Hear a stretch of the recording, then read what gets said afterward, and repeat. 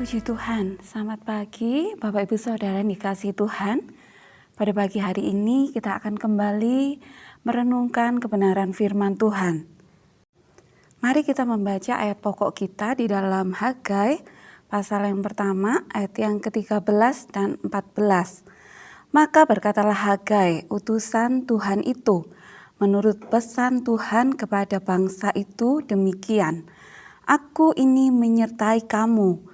Demikianlah firman Tuhan.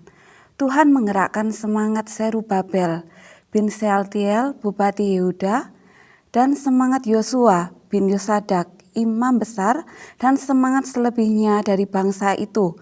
Maka datanglah mereka lalu melakukan pekerjaan pembangunan rumah Tuhan semesta alam Allah mereka. Bapak Ibu Saudara, pada tahun kedua zaman Raja Darius, Allah berfirman dengan perantaraan Nabi Hagai kepada umatnya bahwa sudah saatnya bagi mereka untuk kembali membangun bait suci. Kitab Hagai ini adalah kitab yang sangat pendek, tetapi di dalamnya ada hal yang luar biasa yang saya percaya menjadi berkat bagi kita semua. Bahwa Allah mempunyai agenda yang besar untuk umatnya, yaitu membangun kembali bait suci di tengah-tengah bangsa Israel. Allah ingin bait suci segera dibangun, sehingga Allah dapat menyatakan kemuliaannya.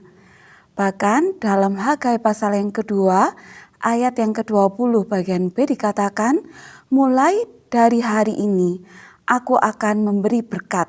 Pembangunan bait suci mendatangkan berkat atas umatnya. Bapak Ibu Saudara yang dikasihi Tuhan, adalah anugerah bagi kita semua jika kita boleh melangkah memasuki tahun yang baru, tahun 2022.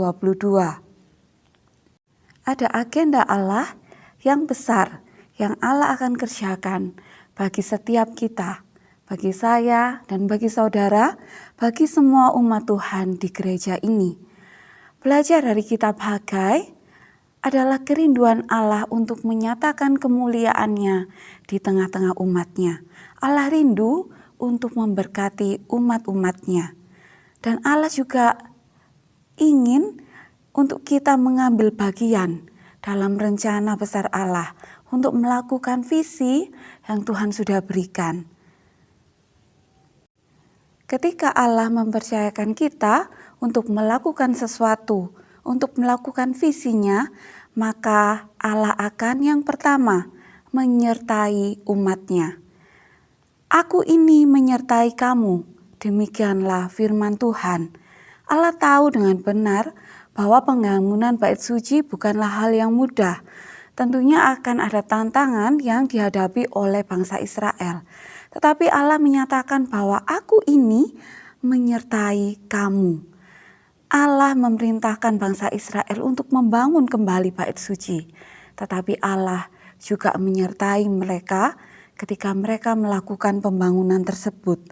Ketika Allah memerintahkan Abram untuk keluar dari negerinya, keluar dari zona nyaman, Allah bukan hanya memerintah, tetapi Allah juga menyertai Abram. Abraham menghadapi begitu banyak tantangan, tetapi penyertaan Allah ada menyertai Abraham. Di dalam Yohanes pasal yang ke-14 ayat yang ke-17, yaitu roh kebenaran. Dunia tidak dapat menerima dia, sebab dunia tidak melihat dia dan tidak mengenal dia. Tetapi kamu mengenal dia, sebab ia menyertai kamu dan akan diam di dalam kamu.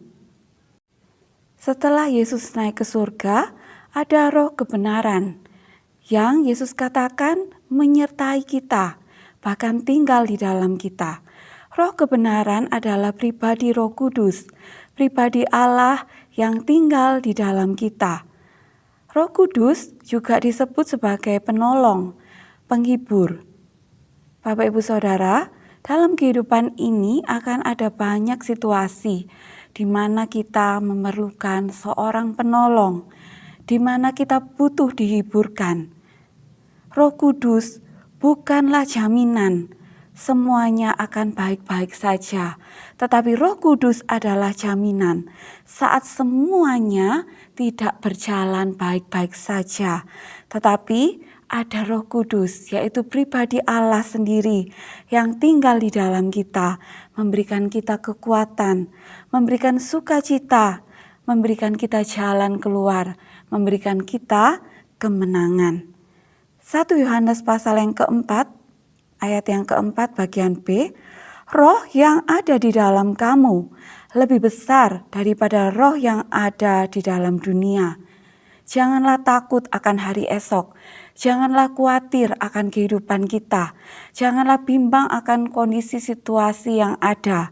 Karena roh Allah ada di dalam kita, menyertai setiap kita.